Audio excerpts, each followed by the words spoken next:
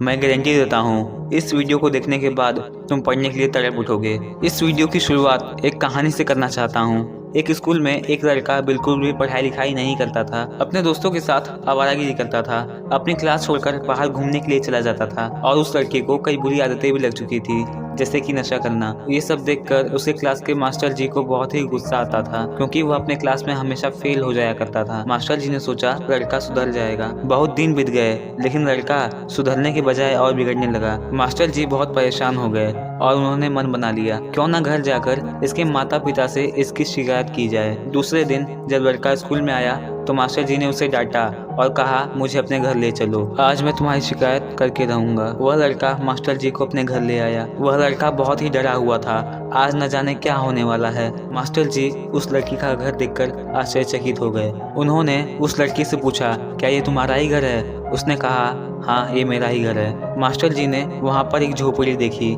जिसके छत के ऊपर कमजोर लकड़ियां लगी हुई थी। ऐसा लग रहा था वह जल्द ही टूट जाएगी। उसने अपनी माँ को पुकारा।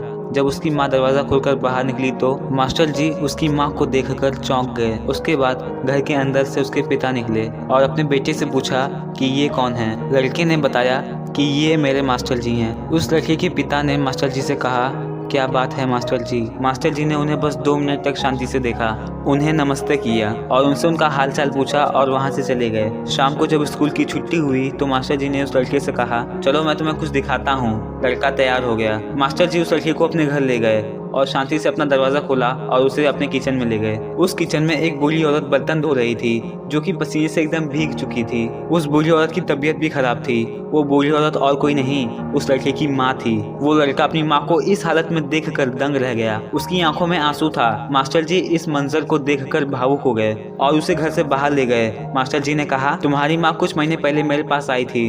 उन्होंने मुझसे कहा था कि मुझे काम की सख्त जरूरत है, वरना मेरे बेटे की पढ़ाई रुक जाएगी। मैं उसे पढ़ा लिखाकर एक बड़ा आदमी बनाना चाहती हूँ। उसके पिता की तबीयत भी खराब रहती है। उनकी खराब तबीयत होने की वजह से उन्हें काम से निकाल दिया गया। मैंने कहा, कोई काम नहीं है। तुम्हारी माँ उदास हो गई। उनके आंसुओं को देखकर मुझे दया आ गई और मैंने उन्हें काम पर रख लिया। मास्टर जी ने उस लड़के से कहा, तुम्हारी माँ दिन रात काम करके सिर्फ कुछ पैसे जुटा पाती है और उस पैसे को भी तुम्हारी पढ़ाई में खर्च कर देती है, लेकिन तुम्हें इन सब चीजों से कुछ फर्क नहीं पड़ता, क्योंकि तुम्हें अपने दोस्तों के साथ आवारागिरी करने से फुर्सत मिले तब ना। कभी अपने माँ के हाथ के छालों को देखा है? कभी अपने पिता की फटी हुई एड़ियों को देखा है? देखते तब ना पता चलता। इस दुनिया में सबसे बड़ा मोटिवेशन क्या है मालूम है? वो है तुम्हारे हालात। बिल गेट्स ने कहा था कि अगर तुम गरीब पैदा हुए हो तो इसमें तुम्हारी कोई गलती नहीं, लेकिन अगर तुम गरीब ही मर जाते हो तो इसमें पूरी तुम्हारी ही गलती है। अपने माँ बाप का पैसा कभी बर्बाद मत करना, क्योंकि वो पैसा जहाँ से भी आ रहा है बहुत ही मुश्किल से आ रहा है। वो लड़का ये सब देखने और सुनने के बाद मास्टर जी के पैरों पर गिर गया और उनसे माफी मांगी कि ये गलती आज से दोबारा नहीं होगी। और उस दिन के बाद वो लड़का एकदम बदल गया।